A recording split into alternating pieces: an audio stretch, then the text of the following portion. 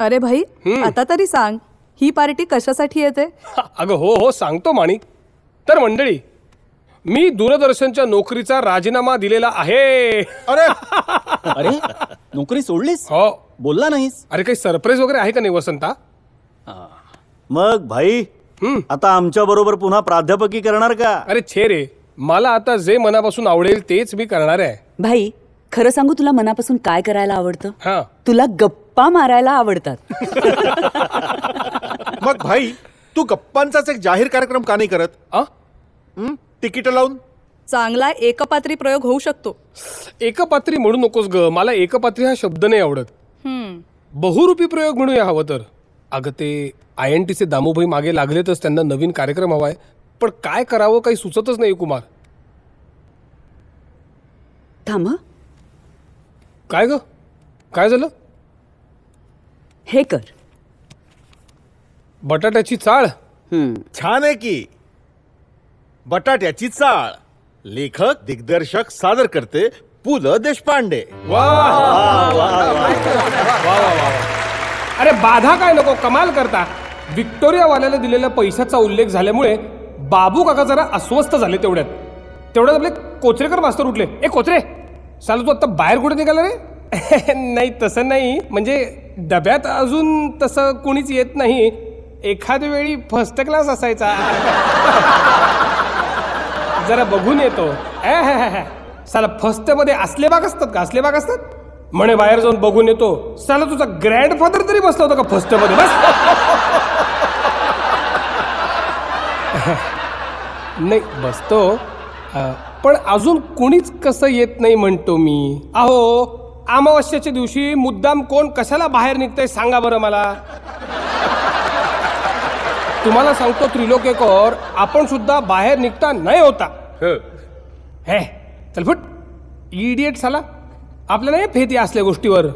अरे साहेब लोक तर साला गटारी अमावस्येला सुद्धा बाहेर जातात. काय होतं रे त्यांना? साला आमचा इंगल्टन साहेब होता ना, इंगल्टन साहेब जनरल मॅनेजर, तो रिटायर होऊन साला इंग्लंडला जायला निघाला. बोटीत पाय ठेवला त्या दिवशी सर्व पित्री अमावस्या. आता बोल. अरे काय पण नाही झालं त्याला. अरे आहे तसं आहे अजून, म्हणे सर्व पित्री अमावस्या. पण हे बरं नाही त्रिलोकेकर. साहेब असलं म्हणून काय झालं, तुम्ही सांगायचं त्याला की बाबा आजच्या दिवशी डोंट गो. नाही तो व्हाय असं विचारेल तर सांगायचं, अरे बाबा don't go, today being all fathers night, अरे डोंट गो.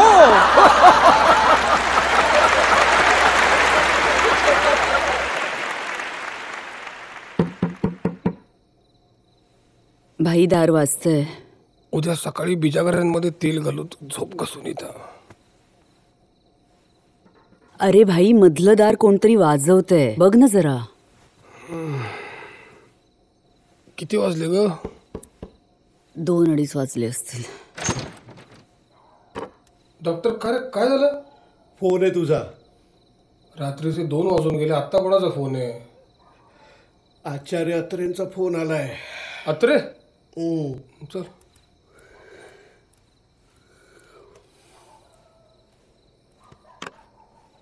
हॅलो, नमस्कार, देशपांडे बोलतो. वा वा वा वा वा वा. सर्वप्रथम तुम्हाला शतशः प्रणाम आणि हार्दिक अभिनंदन. अहो, जन्मात एवढा हसलो नव्हतो, एवढा आज हसलोय. पुलं तुम्हाला सांगतो, मराठी रंगभूमीवर पुढील 10,000 वर्षात असा प्रयोग होणे नाही.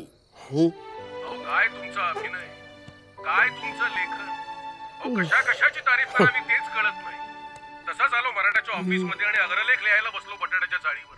पण म्हटलं त्याआधी तुमचं भरभक्कम अभिनंदन करावं. घड्याळात बघतो तो 2 वाजलेले. म्हटलं पिएल अजून जागे असणार. दोन्ही काय झोपायची वेळ थोडीच आहे. आम्ही गप्पाच मारत बसलो होतो. आमच्या मेव्हण्यांची तेवढी झोपमोड झाली, कारण टेलिफोन लाईन त्यांच्याकडे ना. काय सांगता, तुमच्याकडे अजून फोन नाहीये पुलं? नाही ना. डोंट वरी, उद्याच्या उद्या कनेक्शन द्यायला सांगतो शिंद्यांना. अहो मंत्री आहेत कशासाठी मग? पण बाकी काहीही म्हणा पुलं, काल तुमचं नाटक पाहिलं आणि मी आता मरायला मोकळा झालो. धन्यवाद धन्यवाद. अच्छा, म्हणजे मी मरायला मोकळा झालो म्हटलं म्हणून लगेच धन्यवाद? अहो नाही हो, अहो तुम्ही माझं इतकं पोट भरून कौतुक करताय म्हणून म्हणलं धन्यवाद. पण पुलं, मी जरी दिग्दर्शक नसलो तरी झोपमोड झालेला आवाज कळतो आम्हाला. सॉरी.